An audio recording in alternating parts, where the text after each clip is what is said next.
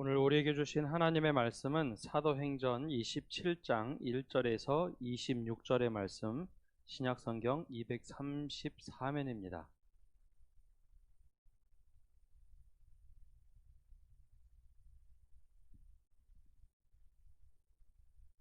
우리 1절에서 26절의 말씀 한 절씩 교독하겠습니다. 우리가 배를 타고 이달리아에 가기로 작정되매 바울과 다른 죄수 몇 사람을 아구스도대의 백부장 율리오라는 사람에게 맡기니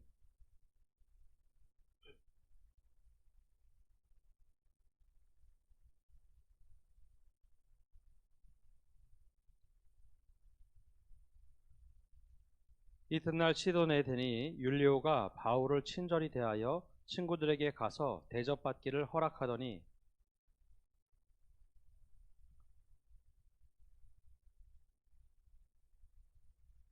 길리기아와 밤빌리아 바다를 건너 루기아의 무시라시에 이르러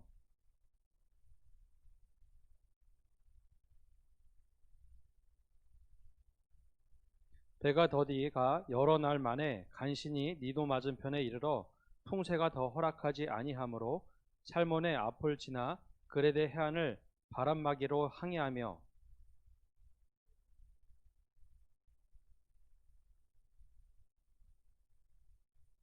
여러 날이 걸려 금식하는 절기가 이미 지났으므로 항해하기가 위태한지라 바울이 그들을 권하여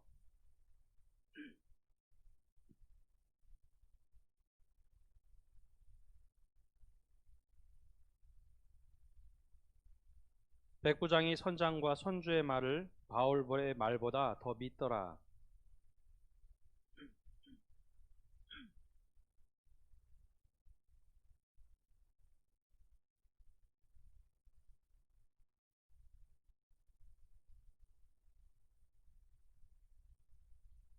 남풍이 순하게 불매 그들이 뜻을 이룬 줄 알고 닻을 감아 그레데 해변을 끼고 항해하더니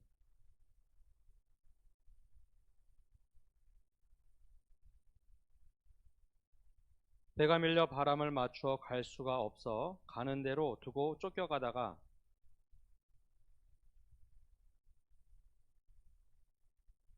끌어올리고 줄을 가지고 선체를 둘러감고 스르디스에 걸릴까 두려워하여 연장을 내리고 그냥 쫓겨가더니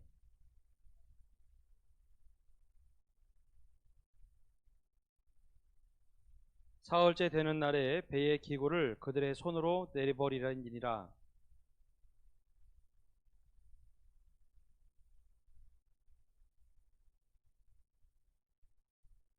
여러 사람이 오래 먹지 못하였음에 바울이 가운데 서서 말하되 여러분이여 내 말을 듣고 그레데에서 떠나지 아니하여 이 타격과 손상을 면하였더라면 좋을 뻔하였느니라.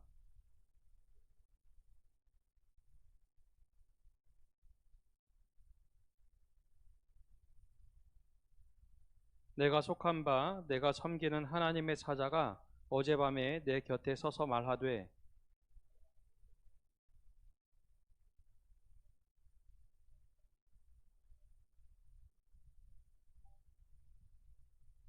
그러므로 여러분이여 안심하라. 나는 내게 말씀하신 그대로 되리라고 하나님을 믿노라. 그런즉 우리가 반드시 한 섬에 걸리리라 하더라. 아멘. 오늘 이 밤에도 하나님의 은혜가 우리와 함께하기를 간절히 소망합니다. 대구에도 여러 교회에서 확진자들이 나왔다는 뉴스를 보셨을 겁니다. 우리 안전 개인 수칙 꼭 지켜주시고 마스크를 꼭 쓰시고 예배에 참여해 주시기를 부탁드리고 특별히 예배 끝나고 뭐 수요일은 좀 괜찮겠지만 주일 예배도 3, 3, 5 모여서 식사로 가시지 않고 식사를 하시더라도 꼭 개인 거리감 유지하시고 그렇게 잘 대처해 주시기 바랍니다.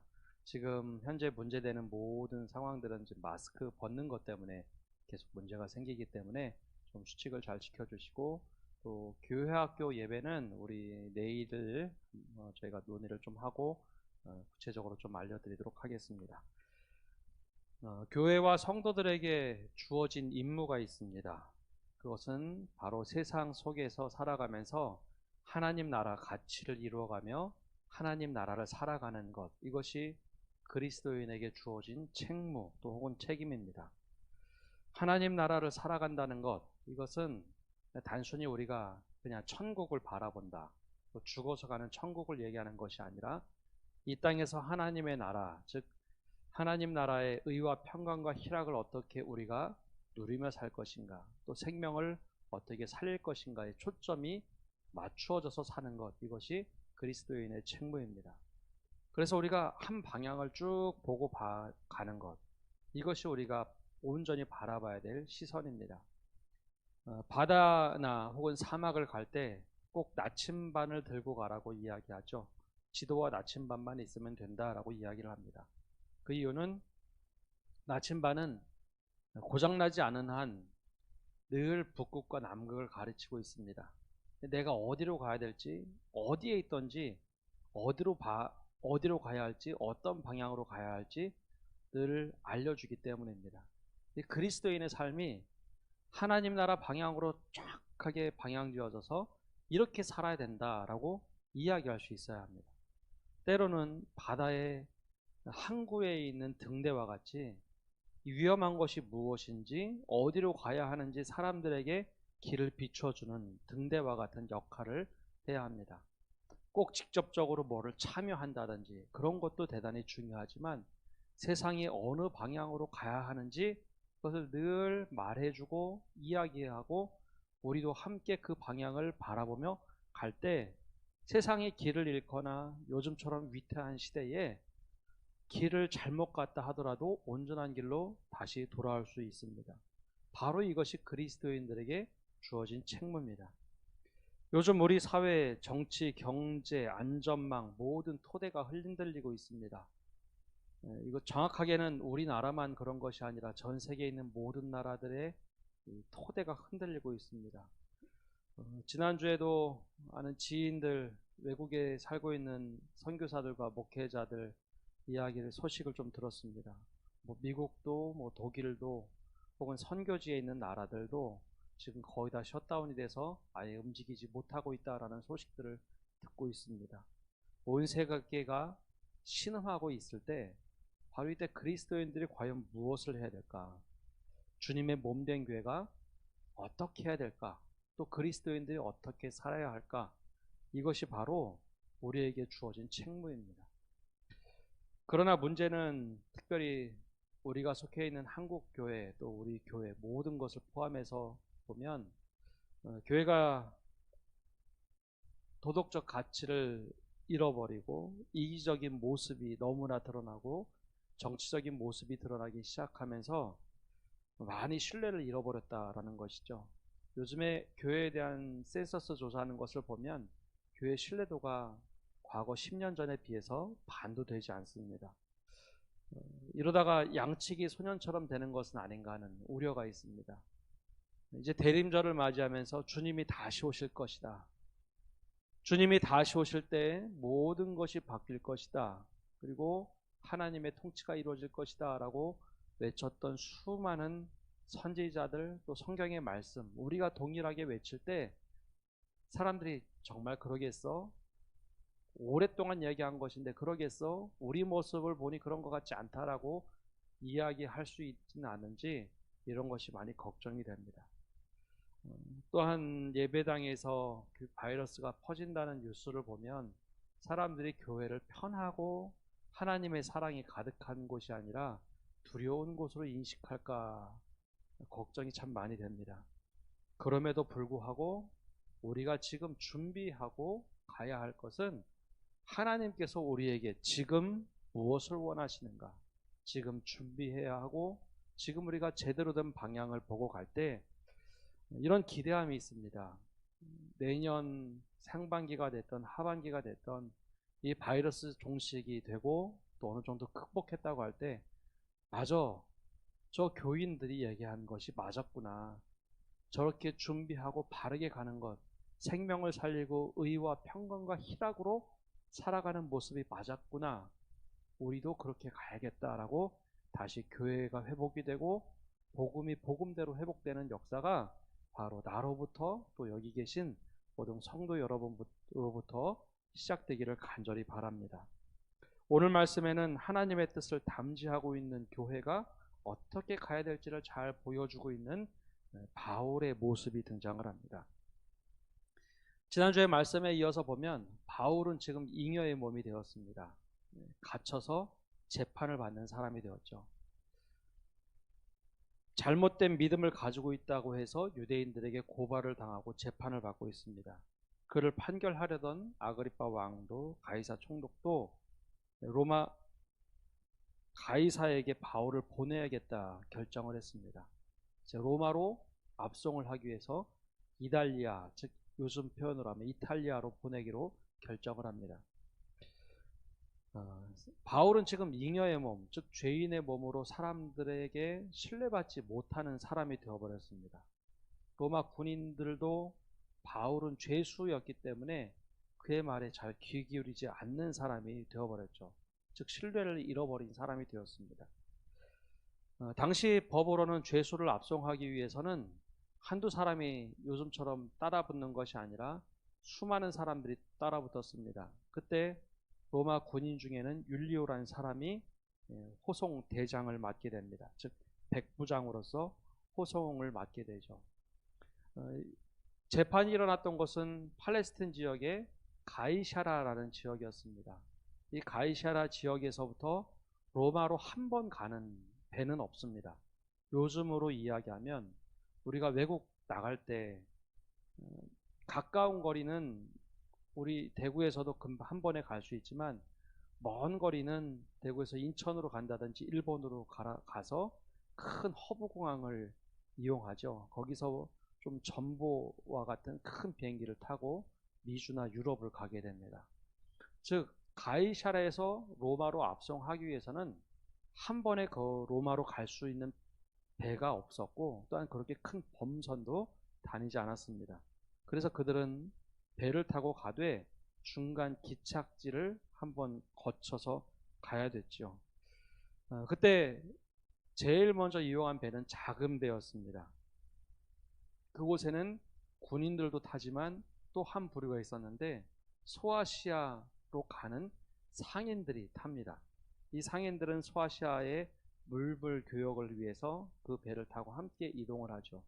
그러다 보니 죄수도 타고 또 군인들도 타고 백부장 그리고 또 상인들 이렇게 혼재해서 타게 됩니다. 그들이 소아시아에 있는 루기아, 무리시까지 이동을 합니다. 그러기 위해서 잠깐 들렸던 곳이 시돈이라는 지역이었습니다. 가이샤라에서 수십 킬로 떨어진 시돈에 잠깐 들렸는데 여기 가는 거리에 약 이틀 정도 걸렸다 성경은 이야기하죠. 근데 이틀 동안 바울이 얼마나 이야기를 잘하고 했는지 백부장 율리오가 바울에 대해서 큰 호감을 갖습니다. 분명히 죄인이긴 죄인인데 신뢰를 줄 수 없는 죄인임에도 불구하고 바울의 모습과 대화를 하면서 그를 좀 신뢰합니다. 그래서 시돈에 내려서 그 바울의 친구들을 만날 수 있도록 배려를 해주죠. 이 모습을 볼 때 그리스도인에게 필요한 것 중에 하나는 이 신뢰함을 줄 수 있는 겁니다.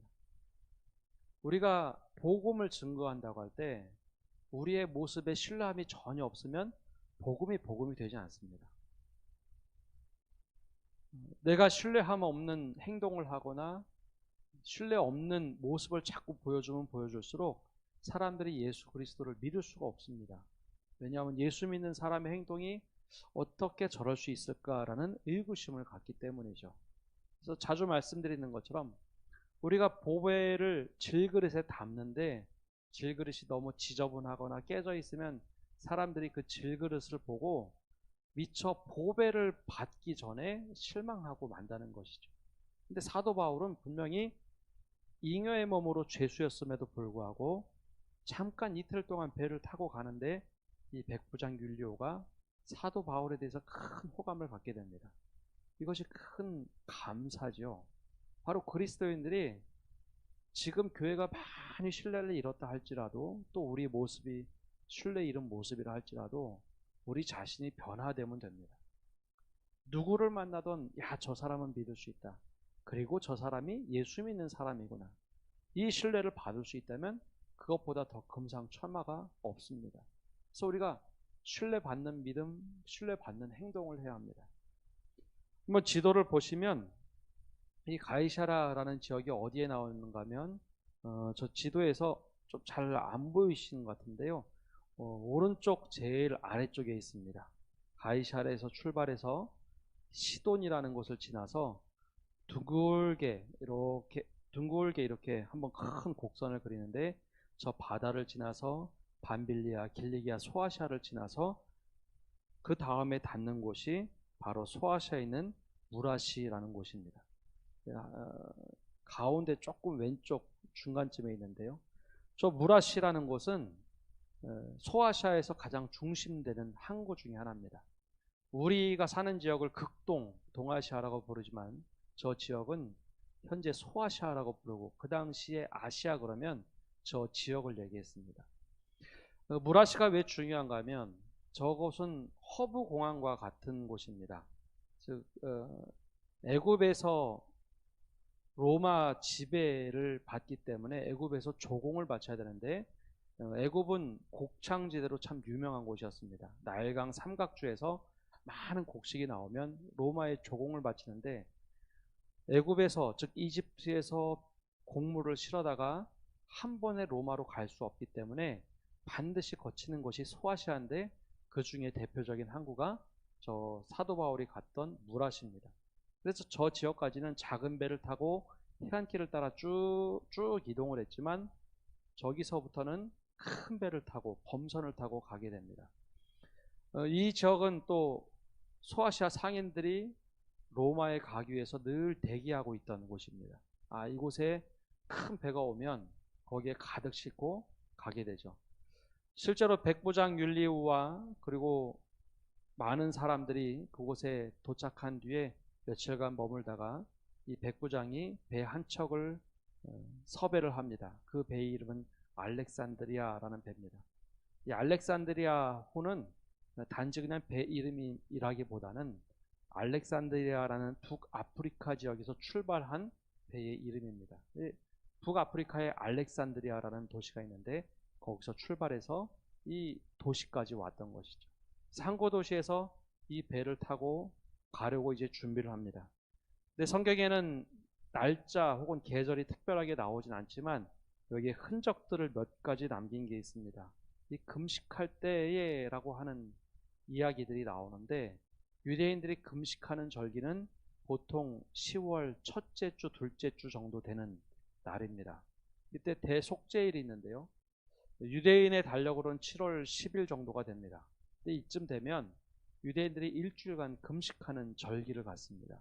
그래서 아마 10월에서 11월 어간 금식하는 기간이 끝났을 때쯤에 이 항구에 다다르게 되죠.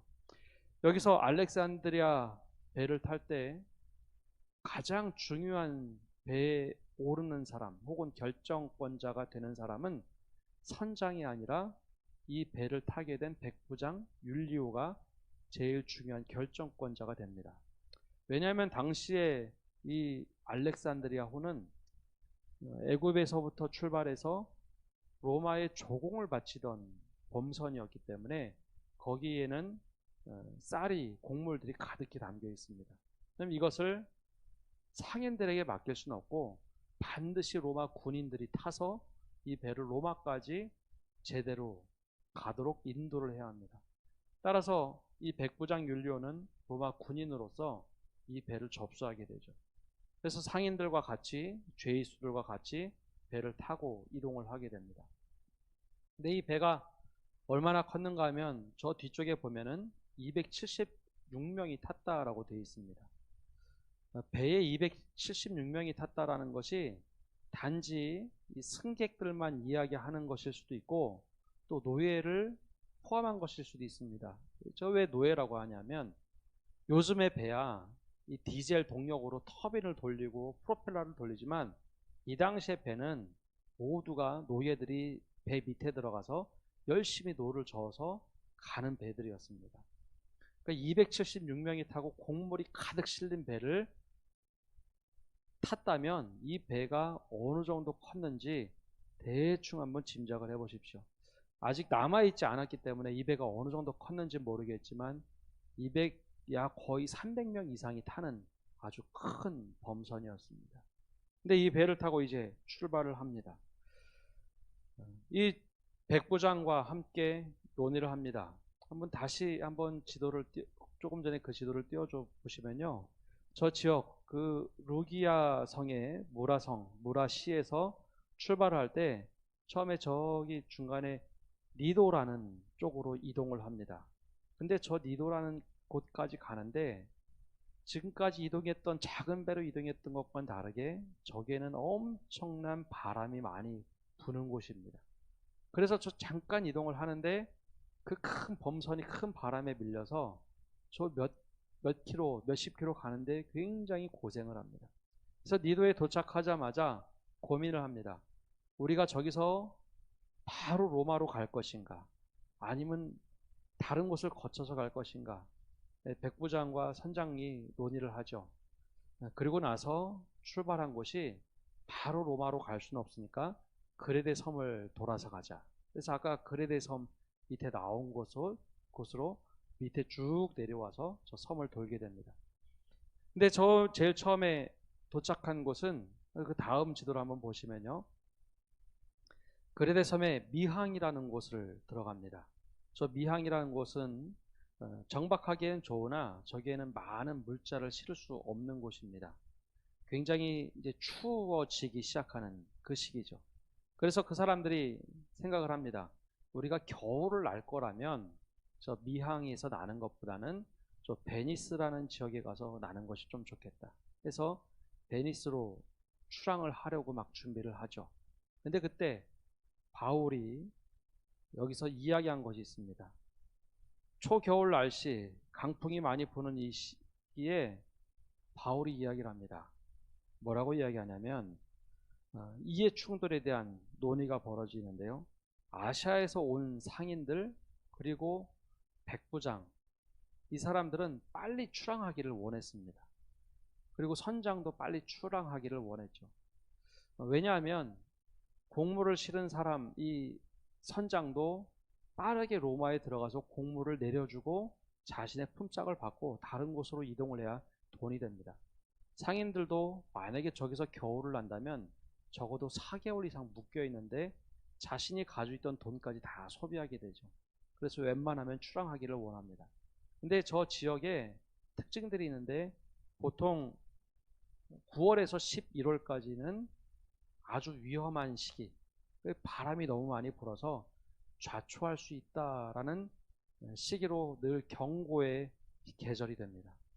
배가 출항하기에 적절하지 않다는 것이죠. 근데 11월이 지나서 2월까지는 아예 선박은 절대 출항하지 말라는 금지 명령이 내리는 지역입니다. 근데 아까 말씀드린 대로 금식 절기가 끝날 즈음이면 10월 하순 혹은 11월 초 정도가 됩니다. 여기 이해 충돌이 나는 거죠. 백부장도 그리고 선장도 상인들도 빨리 아무리 힘들더라도 위험한 시기지 출발 못하는 시기 아니니까 출항하자고 자꾸 이야기를 합니다. 그러나 바울은 이 지역을 몇 번 통과한 적이 있습니다. 바울이 서신서에 이런 얘기를 합니다. 내가 3번이나 파선하였다. 배를 타고 가다가 3번 좌초한 적이 있는데 그 지역이 바로 이 그레데 섬 지역입니다. 이 지역이 얼마나 위험한지 바울은 몸소 경험해 봤기에 두려운 것이죠. 그래서 생명을 살리기 위해서는 여러분 화물도 그렇고 여러분 생명도 그렇고 생명이 너무나 존귀하니 가지 말라라고 이야기를 합니다. 여기서 우리가 한 가지 배워야 할 것이 있는데요. 바울은 늘 생명을 우선시 여겼다라는 것입니다.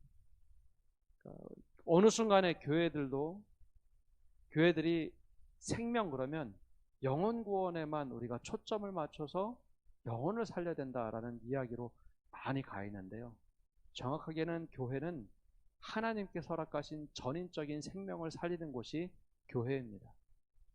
영혼만 구원받으면 되는 것이 아니라 정말 지금 생계가 어려운 사람들이 있으면 생계를 살려야 되고요.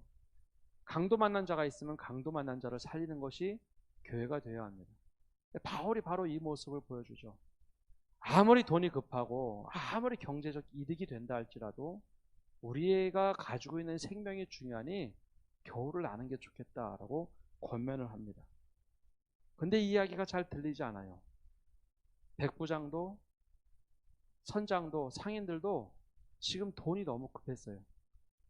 백부장은 사실 돈보다는 임무가 더 급했습니다. 야, 바울을 빨리 저기 데려다 주어야 하는데, 그래야 빨리 재판을 받고 나도 조금 편하게 쉴 수 있는데, 그 생각에 사로잡혀 있었고, 선장도 상인도 돈벌이에 혈안이 돼 있다 보니 바울의 말이 잘 들리지가 않습니다. 이 우리 시대와 크게 다르지 않는 것이죠. 아무리 위험해도 돈이 된다고 하면 사람들이 자꾸 거기에 기웃기웃 거립니다. 최근 우리 사회는 물질 만능주의라는 그 극치를 달리고 있는 모습을 곳곳에서 보여주었습니다. 사실 지금 정부가 실수하는 것 중에 하나도 방역 대책에 있어서 생명과 경제 이 두 가지 토끼를 잡겠다 하다 보니 두 가지 토끼를 잘못하면 잃어버릴 수도 있다라는 경고의 등이 켜졌죠. 돈이 우선인가, 사람이 우선인가, 생명이 우선인가 하는 절대절명에 지금 우리는 와 있습니다. 또 그뿐만 아니라 우리나라가 OECD 국가 중에 산재율이 굉장히 높은 나라입니다. 특별히 노동자의 산재 비율이 굉장히 높습니다. 안전망이 굉장히 떨어져 있다고 하죠. 그래서 요즘에 뉴스에서 특집으로 이것을 계속해서 이야기하는, 또 계속 뉴스로 보도하는 내용들을 많이 접해 보셨을 겁니다. 노동자들이 안전하게 일을 해야 하는데 그 몇 푼 안 하는 것, 아니 좀 돈이 들더라도 기계를 좀 바꾸고 정비를 해주면 좋은데, 사람들이 죽어가서 벌금을 내는 것과, 그리고 투자 비용 대비 이건 투자 안 해도 괜찮겠다 싶어서 자꾸 불행한 상황들이 많이 나타나는 현상들이 있습니다. 이게 바로 물질 만능주의, 돈이 된다면 돈을 더 벌기 위해서 그런 선택을 하는 것이죠. 이것이 바로 현대와 이 배가 출항했던 이유와 너무나 똑같습니다. 돈이 더 되니 아무리 위험해도 빨리 가자. 그때 교회는 바알과 같은 이야기를 해야 합니다. 생명이 우선이다라는 이야기를 하고, 생명을 살리는 일에 우리가 먼저 관심을 기울여야 합니다. 당장 이익이 난다고 해서 경제적인 선택을 했을 때 부메랑으로 반드시 돌아온다는 것, 우리가 너무 잘 알고 있지 않습니까? 교회는 생명을 살리는 일에 매진해야 합니다. 당장의 이익이 없고 당장의 눈에 띄는 가시적 효과가 나타나지 않아도 이것이 옳다라고 하면 누가 뭐라고 해도 그것을 생명을 살리는 일에 우선해야 합니다. 그러나 오늘 말씀처럼 세상이 호락호락하지 않습니다. 돈이 된다면 결국은 출항을 하게 되죠. 백부장 율리오도 그리고 선장의 말을 듣고 저 잉여의 몸이었던 바울의 이야기를 듣지 않고 출항을 합니다. 그러면 바울이 포기했는가? 다음 말씀 보면 바울은 이 이야기를 포기하지 않습니다. 그렇기 때문에 내가 원하는 대로 되지 않았다고 해서, 하나님의 뜻이 당장 이루어지지 않았다고 해서 아이 모르겠다, 남들 다 저렇게 사는데 나도 대충 살지, 그렇게 포기해서는 안 됩니다. 생명을 살리는 일이라는 것은 우리가 같이 매진해야 하는 일입니다. 이 배가 출항해서 그레데 섬에서 아까 두 번째 지도에 나온 것처럼 바로 옆으로 가는 베닉스라는 큰 항구에 가서 겨울을 나기로 했습니다. 그러니까 두 번째 지도에 보면은 한번 띄워줘 보시겠어요? 예, 두 번째 지도 보면 저 베닉스라는 곳이 미항에서 약 65km 정도밖에 떨어지지 않은 가까운 곳입니다. 로마까지 가기에는 미항에는 적절하지 않으니 잠깐 저기에 들려서 겨울을 나거나 혹은 거기 좀 더 준비해서 출항하자라고 결정을 합니다. 그래서 저 지역은 북서풍이 불어야 하는 지역입니다. 근데 이 바람이 정반대로 왔다 갔다 하면서 붑니다. 그리고 어느 날 바람이 조금 잔잔해진 그날 이들이 출발을 합니다. 야, 빨리 베릭스로 가서 우리 물건을 실자. 근데 해변을 따라서 얼마 되지 않았는데 갑자기 유라굴로라는 광풍이 불기 시작하죠. 그래서 배가 밀리기 시작하는데요. 배가 30km 아래에 있는 섬까지 쭉 밀리기 시작합니다. 근데 범선이 밀린다는 게, 큰 배가 밀린다는 것이 쉬운 일은 아닙니다. 근데 바람이 너무 강하게 불자 다 내리고 배가 그냥 정처 없이 계속해서 떠내려가기 시작합니다. 300명 이상 타는 큰 배였음에도 불구하고 속수무책입니다. 방향을 잃어버렸죠. 그 뱃사람들이 너무 놀랐습니다. 서북쪽으로 가야 되는데 오히려 서남쪽으로 50km 이상 쭉 밀려버렸죠. 그리고 나서 가우다라는 작은 섬까지 밀려버립니다. 근데 이들이 가우다라는 섬쯤에 와서 정신을 차립니다.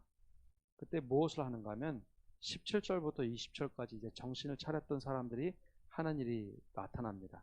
17절에서 20절까지 우리 함께 읽어보겠습니다. 끌어올리고 줄을 가지고 선체를 둘러감고 스르디스에 걸릴까 두려워하여 연장을 내리고 그냥 쫓겨가더니 우리가 풍랑으로 심히 애쓰다가 이튿날 사공들이 짐을 바다에 풀어버리고 사흘째 되는 날에 배의 기구를 그들의 손으로 내버리니라.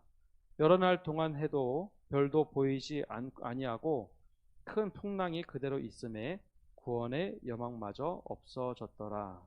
아멘. 한참 가다가 그들이 정신을 차렸습니다.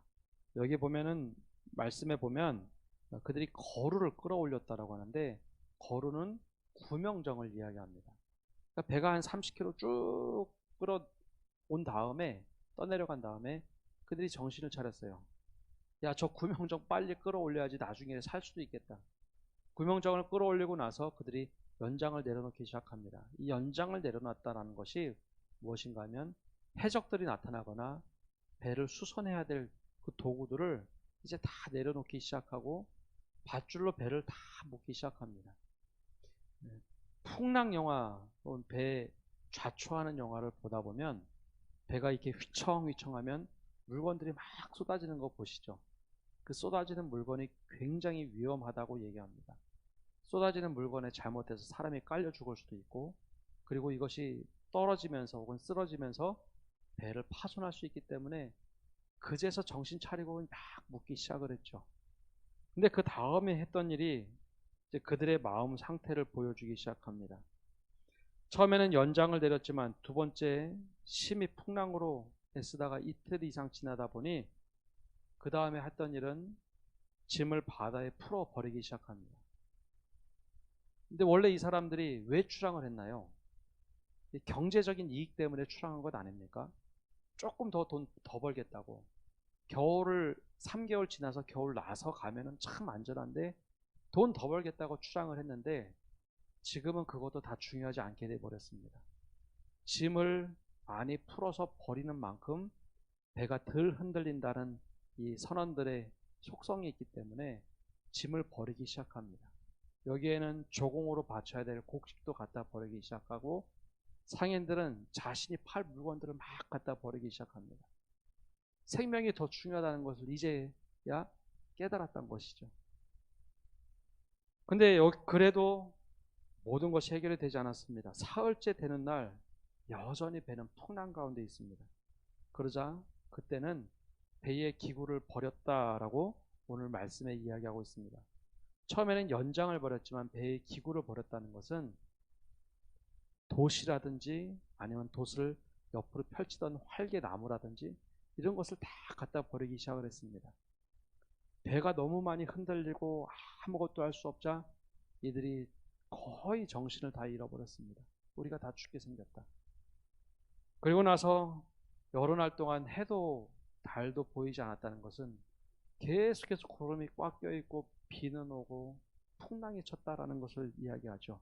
그러자 구원의 소망마저 여망마저 없어졌다. 돈을 벌기 위해서 여기까지 왔는데 이제는 우리가 살 수 있는 소망이 아무것도 없구나라고 그들이 이야기하기 시작합니다. 돈을 중심으로 살면 이런 상황에 다다를 수 있음을 보여줍니다. 내가 돈이 최고라고 생각하고 돈을 쫓아가다 보면 돈이 사라지면 소망이 없어질 때가 있습니다. 이것이 오늘 배를 타고 있는 사람들의 모습에서 보여주는 현상입니다. 최근에 한 칼럼가가 쓴 글을 읽었는데요. 그런 이야기였습니다. 우리가 과거에 비해서 몇십 배, 몇백 배 더 잘 살고 있다. 그런데 왜 우리는 이렇게 불행한가? 왜 우리는 이렇게 힘들다고 얘기하고 경제적으로 어렵다고 얘기하는가? 하면서 상대적 비교의식이 우리에게는 너무 강하구나라고 칼럼 쓴 것을 본 적이 있습니다. 여기에 있던 사람들은 원래 조금 더 돈 더 벌고자 출항을 하고 열심히 달려왔는데 우리의 짐도 다 버리고 그럼에도 불구하고 살 소망이 없다라고 판단이 되자 구원의 영광마저 다 버렸다라고 얘기합니다. 근데 이 가운데 한 사람만 좀 다르게 행동을 합니다. 바로 사도 바울이었습니다. 사도 바울이 사실 이 지역을 몇 번 다니면서 파선도 해봤고 여러 번 고통도 당해봤죠. 근데 죄인이었던 이 사도 바울은 행동이 좀 달랐습니다. 사람들이 소망도 잃고 막 어쩔 줄 몰라 하고 일주일 이상 굶고 정신없어 하는데 그때 비로소 사도 바울이 첫 번째는 선장과 백부장 율리옥에 이야기했다면 이번에는 모든 사람들에게 말하기 시작합니다. 21절부터 26절까지 사도 바울이 한 이야기인데요. 우리 함께 한번 읽어보겠습니다. 여러 사람이 오래 먹지 못하였음에 바울이 가운데 서서 말하되 여러분이여 내 말을 듣고 글에 대해서 떠나지 아니하여 이 타격과 손상을 면하였더라면 좋을 뻔하였느니라. 내가 너희를 권하노니 이제는 안심하라. 너희 중에 아무도 생명에는 아무런 손상이 없겠고 오직 배뿐이니라. 내가 속한 바 곧 내가 섬기는 하나님의 사자가 어젯밤에 내 곁에 서서 말하되 바울아 두려워하지 말라. 내가 가이사 앞에 서야 하겠고 또 하나님께서 너와 함께 항해하는 자를 다 내게 주셨다 하였으니 그러므로 여러분이여 안심하라. 나는 내게 말씀하신 그대로 되리라고 하나님을 믿노라. 그런즉 우리가 반드시 한 섬에 걸리리라 하더라. 아멘. 바울이 이야기를 할 때요, 막 두려워 떨면서 이야기를 했을까요? 아니면 아주 평안하고 담담하게 이야기를 했을까요? 처음에 배를 탈 때, 작은 배를 탈 때만 하더라도요, 바울은 믿지 못하는 죄인이었습니다. 백부장만 그와 함께 이야기를 하면서 조금 신뢰를 해줬을 뿐입니다. 그래서 위쪽에 가서 잠깐 쉴 때 친구들 만나도 되겠다라는 허락만 받았던 사람이 바울입니다. 바울이 그레데 섬에서 출발할 때 이곳에 내가 여러 번 지났으면서 경험했던 것을 토대로 여기 출발하면 우리 화물도 위험하고 우리 생명도 위험하고 모두가 다 위험하다, 배도 위험하다라고 이야기를 했음에도 불구하고 그때는 믿을 만한 사람이 아니었습니다. 근데 풍랑 속에 과연 바울은 어떤 모습이었을까요? 사실 한 배를 탄 사람들 아닙니까? 누가 뭐 뒤에 있다고 더 안전하고 앞에 있다고 안전하고 죄인이라고 더 위험하고 덜 위험하고가 없었죠. 다 같이 위험한 사람이었습니다. 근데 바울이 달랐다는 거예요. 한 배에 타서 같이 막 일렁이는 바닷속에 남들이 다 죽겠다고 울부짖을 때 바울의 모습이 달랐습니다. 바울은 그때 무엇을 하고 있을까요? 바울이 이야기하는 내가 섬기는 하나님의 사자가 어젯밤에 나타났다라고 하는 이야기 속에는 내가 기도했다라는 표현입니다. 내가 주님께 기도하는 가운데 하나님께서 나에게 말씀하셨다. 물론 이것이 입에 발린 소리, 그냥 거짓 소망이 아닙니다. 하나님께서 분명히 우리에게 말씀하셨는데 그 말씀은 하나님께서 나와 함께하는 항해하는 자들을 다 내게 주셨다. 즉 나와 함께 살리도록 하시겠다라는 말씀을 하셨는데 내가 이것을 굳건하게 붙잡고 있다라고 이야기하는 겁니다. 실제로 바울이 그 어간의 모습은 남들 다 울고 불고 죽겠다고 할 때 그는 담담했을 겁니다. 거리지 않고는 이 이야기가 들릴 수가 없어요. 아주 담담하게 그리고 담대하게 이 이야기를 하기 시작합니다. 그래서 사람들이 이 소망의 노래를 듣기 시작합니다. 이 다음에 나오는 말씀을 보면 사람들이 음식을 먹지 않다가 음식을 먹기 시작합니다. 배가 잠잠했었음에도 불구하고 또 풍랑이 불까봐 두려워서 먹지 않습니다. 이거 먹고 나서 배불리 먹고 나서 음식이 떨어지면 다 죽을까봐 두려워서 혹은 스리디스까지 600km 떨어진 데까지 떠내려갈까봐 두려워서 밥을 먹지 않아요. 근데 바울이 이야기를 한 뒤에 사람들이 음식을 먹기 시작합니다. 소망을 주었다는 이야기죠. 처음에 말씀드린 것처럼 그리스도인의 책무라는 것은 하나님의 나라를 살아가면서 우리가 그 삶을 직접 보여줄 때 사람들이 우리를 따라 함께 하나님 나라에 참여하고 구원에 참여하고 구원의 기쁜 소식을 함께 누릴 수 있도록 우리가 그 길을 제시해 주는 겁니다. 다 같이 길을 잃어서 막 이리저리 어찌할 줄을 모를 때 하나님, 우리가 무엇을 해야 할까요? 하나님, 이 시간에 우리가 무엇을 바라보아야 할까요? 남들은 다 돈이라고 얘기할 때 우리는 생명을 바라봐야 하고, 남들이 다 이쪽이라고 얘기할 때 우리가 하나님을 온전히 바라보고 이것이 옳다고 하고 묵묵히 가는 겁니다. 사도 바울이 자신의 이야기 안 들어줬다고 해서 그레데 섬에서 출발하지 말자고 했을 때 그 말 듣지 않았다고 해서 실망하지 않습니다. 왜냐하면 나는 하나님께 잡힌 사람이고 하나님께 붙들려 사는 사람에게 한 번도 고민하거나 낭망하지 않습니다.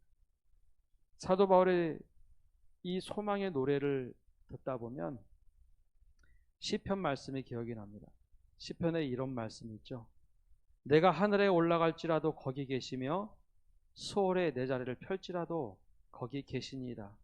내가 새벽 날개를 치며 바다 끝에 가서 거주할지라도 거기서도 주의 손이 나를 인도하시며 주의 오른손이 나를 붙드시리이다. 다 같이 흔들리고 죽겠다고 할 때도 하나님, 우리를 살려주시고 우리를 인도하여 주옵소서 라고 고백하며 바울이 노래 부르며 고백한 것입니다. 그래서 바울은 이 모습에서 아주 담담하고 담대하게 모든 배에 탄 사람들에게 이야기해 주고 있습니다. 그렇다면 우리는 어떤 모습으로 살아가야 할까요? 아마 이 가운데도 굉장히 속상하고 힘든 시절을 보내고 계신 분들이 있을 겁니다. 우리 모두 똑같이 지금 한 배를 타고 있습니다. 작게는 대구라는 한 배를 타고 있고요. 크게는 대한민국이라는 배를 타고 있습니다. 곳곳에서 아우성입니다. 다 힘들겠다고 아우성을 치고 있습니다.